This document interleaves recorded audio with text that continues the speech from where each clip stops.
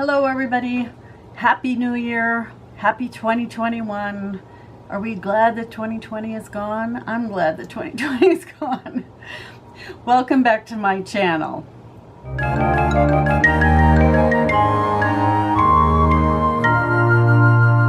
Welcome back to my channel and welcome to my new gardening series, A Year in the Garden, a Week at a Time. If you're new here, welcome. I would love it if you would click on that subscribe button, and that way YouTube will show my videos to more people. If you're already a subscriber, welcome back. Now, I've been trying to think of some way that I can gauge a lot of the new gardeners out there. And I thought I would take you through an entire year in the garden. And we're going to do this 1 week at a time. So if that's something you would be interested in, stick around.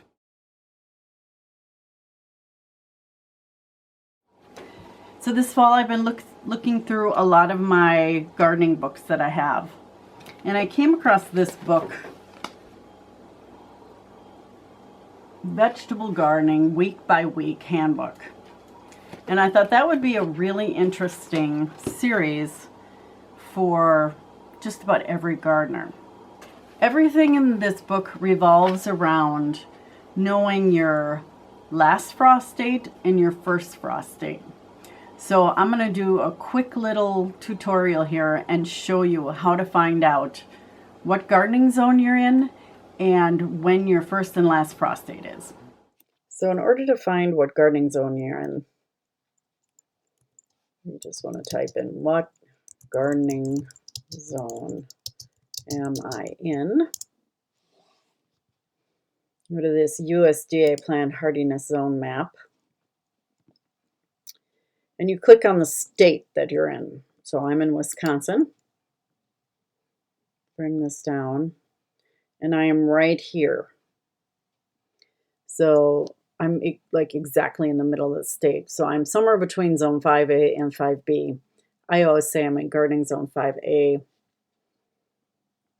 because it's a little bit warmer the closer you get to the lake here, because Lake Michigan changes the gardening zone.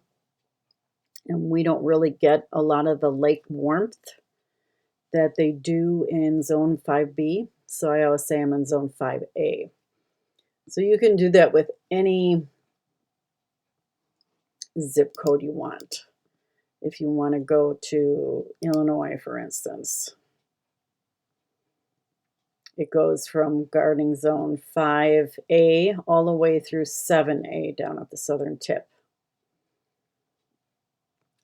And then let's do a search for average last frost date calculator. And I like to use Farmer's Almanac. And let me put in my zip code. And it says the last spring frost, May 8th. First fall frost, October 11th. And that is wishful thinking, to tell you the truth. So I happen to know that my last frost date usually doesn't fall until somewhere the third week of May. And the first fall frost is usually around October 10th-ish. Sometimes it can be earlier, sometimes it can be later. And sometimes we'll get a frost and then it'll be warm after that. So you kind of got to take these dates with a grain of salt. Like, do they really mean anything? Well, sometimes. I mean, this is an average last frost date.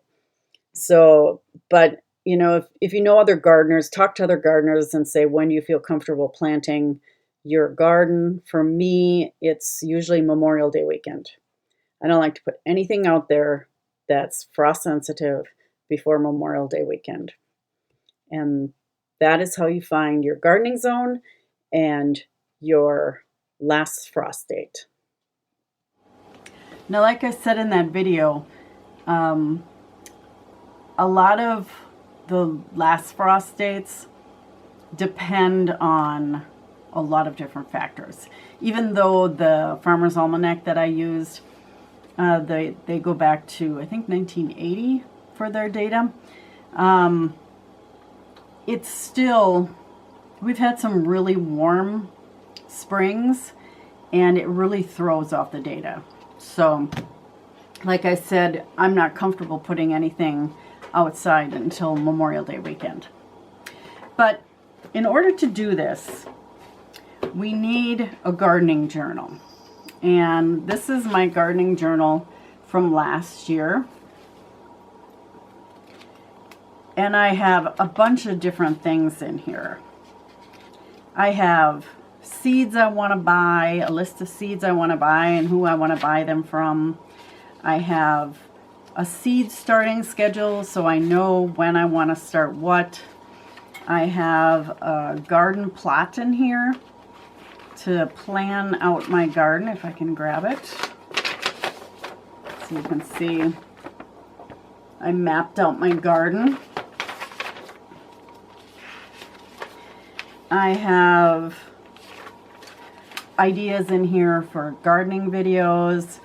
I have just all different kinds of things. Like here's a tomato cheat sheet, because last year I was using hybrid tomatoes and I didn't know what they were by their names because I had never grown them before.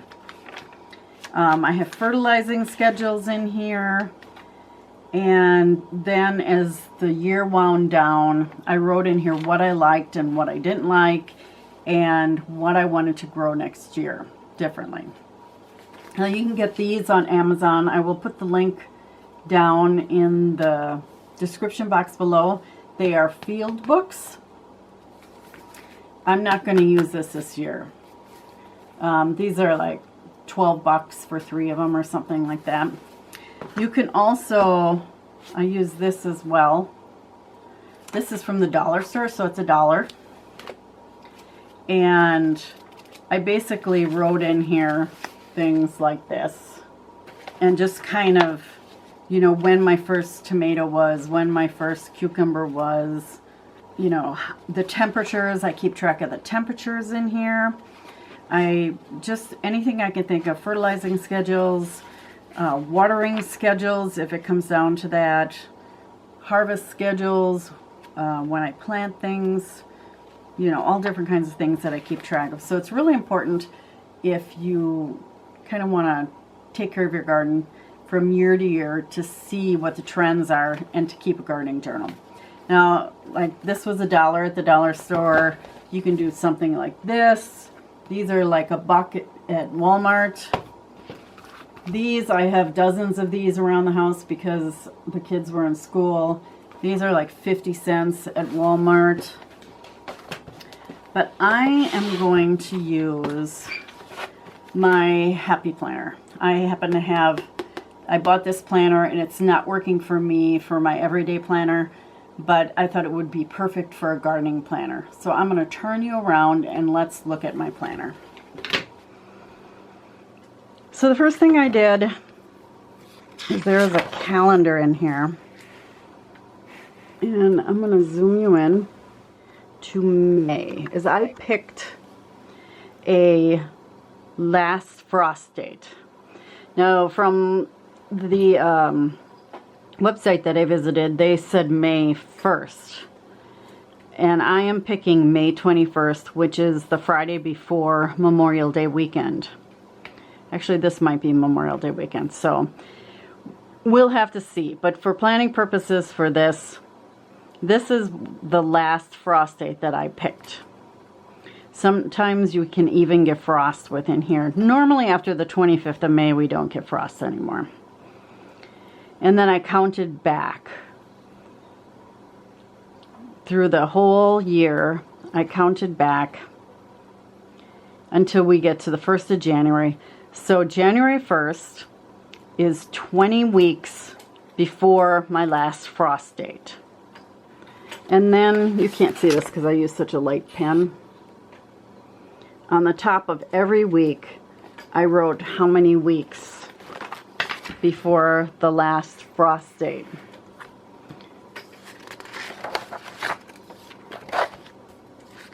And in the monthly, You can see I wrote in here the weeks before last frost date.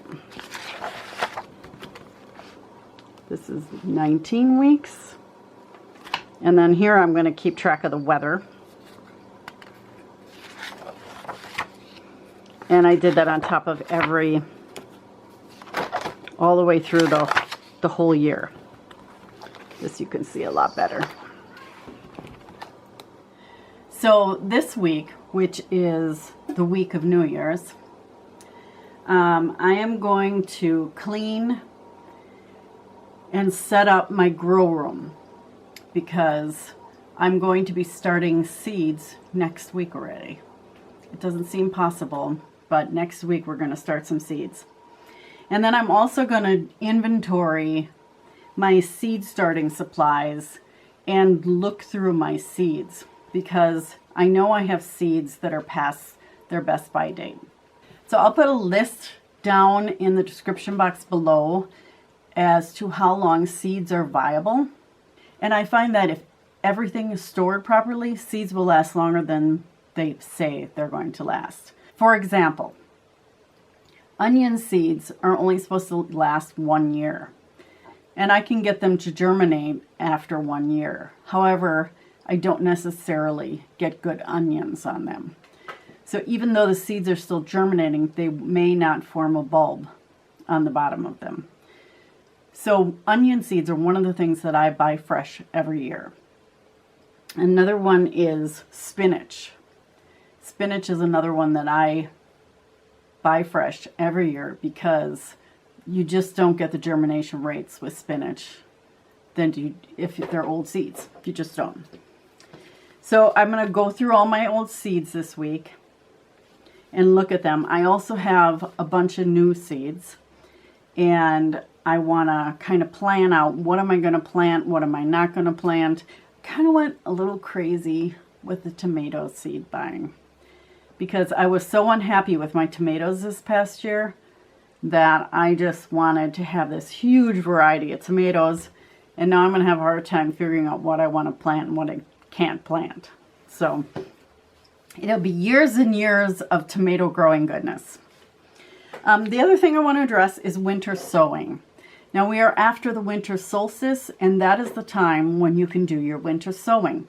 You can do it any time between now and your last frost date, actually. But you do kind of want the seeds to be outside and get acclimated. So I usually like to do my winter sowing in late February, early March. And the reason I do it during that time is because February can be a brutal month here in southeastern Wisconsin. We can have lows in the minus 20s, wind chills in the minus 50s. We get a ton of snow usually. It usually snows every other day in February. And it's just that severe cold. I just don't want my seeds sitting outside in that severe cold. So I usually put my winter sowing out in March. So during that time, and March starts at 11 weeks before last frost date. During that time, my grow room is very busy, and winter sowing really helps me put some relief on my grow room. My grow room is like right there. Because it gets pretty full in the winter time and in the spring because I can't keep anything out in the greenhouse. Normally come April, I can keep stuff out in the greenhouse, but last year I was moving all my tomatoes and peppers and cucumbers and watermelons and melons and all that stuff in the house for about 2 weeks in May because it was really cold at the end of May. So just to recap, this week I'm going to clean and set up my grow room area, and I'm going to inventory my seed starting supplies and my seeds, get rid of any old seeds, get rid of anything that I don't want to grow anymore. And that should set me up for next week when we are able to plant. All right, everybody, thank you so much for watching this episode of A Year in the Garden, a week at a time. I'm going to do these every week throughout the entire year. And if you like what you saw here, again, don't forget to click on that subscribe button. And until next time, happy gardening, everybody. Bye-bye.